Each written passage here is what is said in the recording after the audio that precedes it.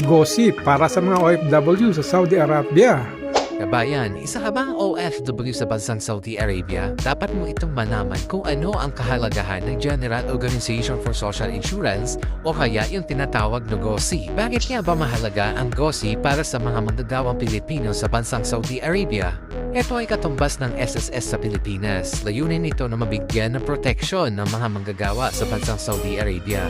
Kung sakali sila ay magkaroon ng aksidente sa trabaho o kaya naman pagkamatay na may kaugnayan sa trabaho. Kabayan, kung wala kang GOSI, hindi ka nirestro ng iyong employer. Ito ay paglabag sa labor law ng Saudi. Magkakaroon lamang ng GOSI ang isang OFW sa bansang Saudi Arabia kung meron itong valid contract tulad ng Kiwa.